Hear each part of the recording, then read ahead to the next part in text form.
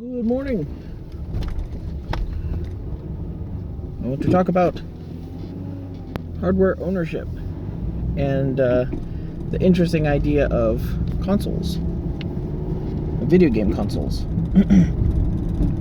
and other hardware, I suppose. So in the 80s, there were basically home computing started. You got a CPU, and it had some memory, and it had an operating system, and usually a programming language. So you didn't usually have to communicate with it in assembly. So that was usually BASIC or a flavor of BASIC. But the idea was basically that you got full reign of this computer.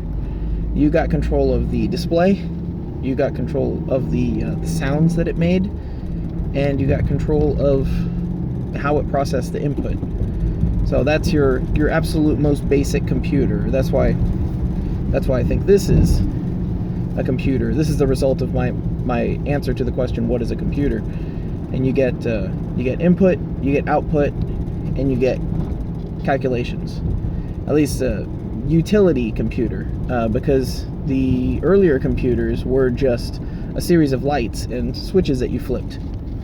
You would control the CPU basically by hand, by entering by setting binary numbers in the registers, and then flipping the CPU saying, okay, process this. And then you would read the LEDs as output. But, screens are nice. Also, the ability to use like ASCII characters so that you can actually have human language interpreted and a little bit more readable. Well, the point was that you had full reign basically over this CPU. You had full control over it. It had a display driver or a display port that would, or it had a frame buffer for video, and you would have full control over that as well. There were things like hardware sprites and features that made controlling it a little bit easier, but for the most part, you were in total control. And if you wanted to, you could take total control over the computer. You could forego all of the existing operating system and forcibly overwrite or swap out chips to get your own custom EEPROM on there, so that it would boot into something completely different if you wanted. This is all possible, and it's all enabled, and it's all promoted. This is a feature of this tool. Now, we turn to something like, I'm gonna use my example because I like it. The Nintendo DS. So the Nintendo DS can play game cartridges. What game cartridges can it play? Well, the game cartridges that Nintendo says you can play. You have in the Nintendo DS, a small handheld device, you have all the hardware you could want, aside maybe from a keyboard. But with that bottom screen, you have a touchscreen keyboard, kind of. The point was, you have this new hardware that has been purpose-built and intentionally designed to do a specific thing. In this case, play video games, or draw stuff. What is it? Draw, chat, or something like that. Connect to Wi-Fi and do things. It was designed for a certain thing, and while it has basically all of those features and much more power from as compared to like a Commodore 64, you had much more ownership over that Commodore 64 than you do this Nintendo DS.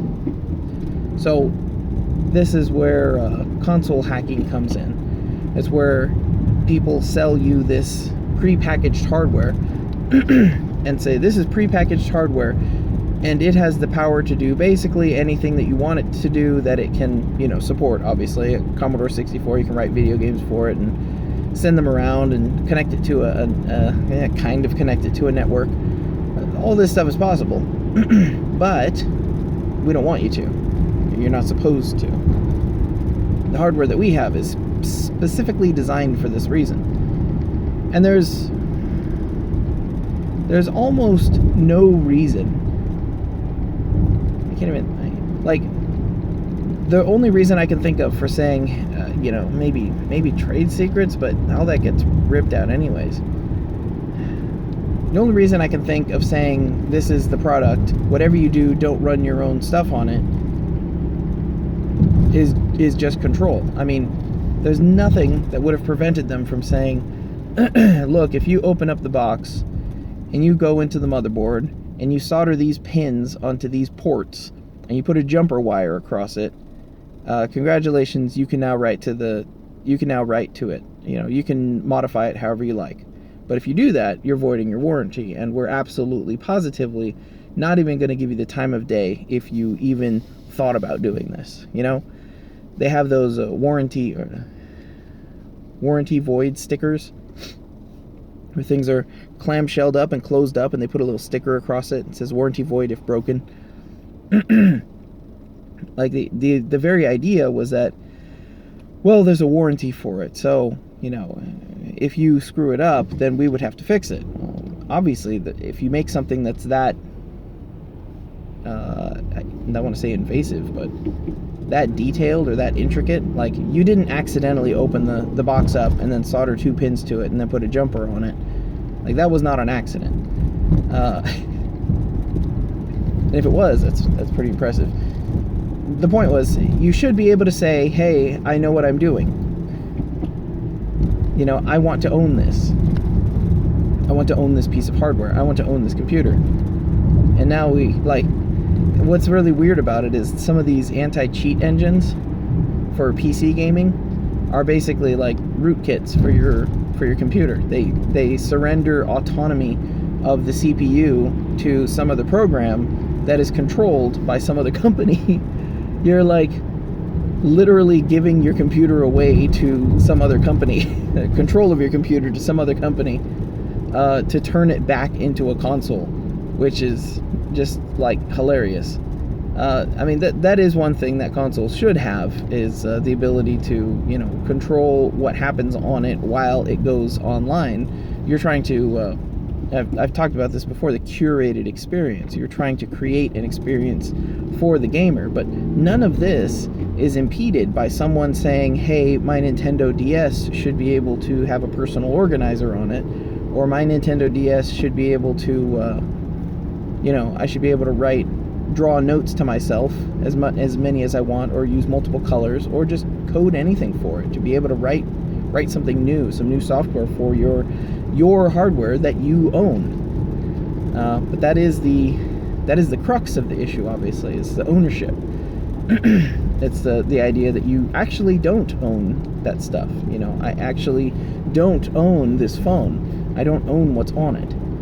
I don't own everything. Well, I do now, but technically, legally, no, I don't own it.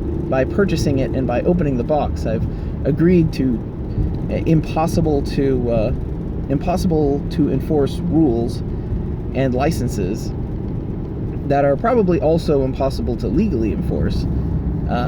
But who knows? The point is, you're not supposed to own this hardware. You're not supposed to be in charge of it. It's that curated experience.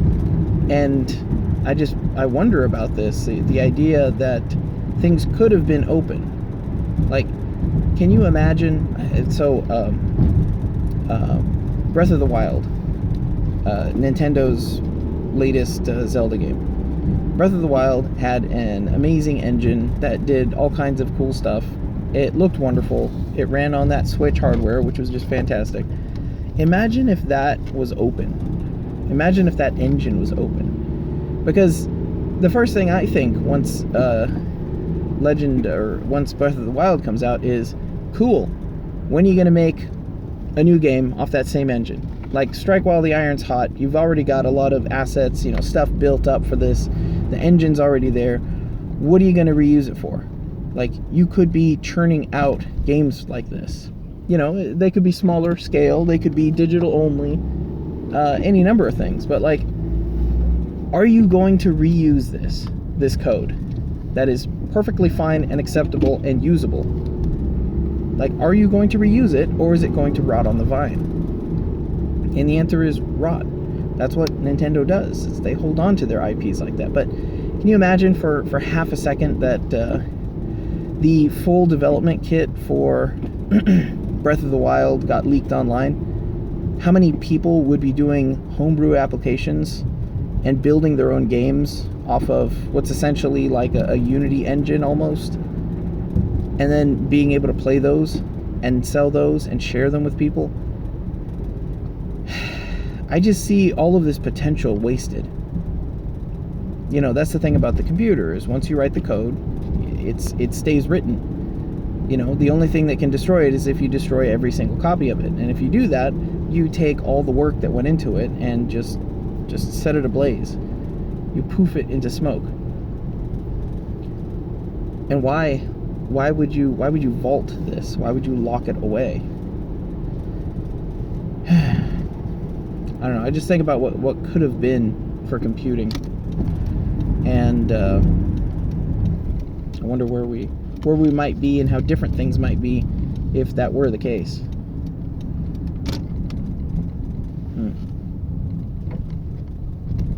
That's it, I guess. It's just a bit odd that you had more ownership over that 1980s Commodore 64 than you do this amazing new multi-gigahertz technology.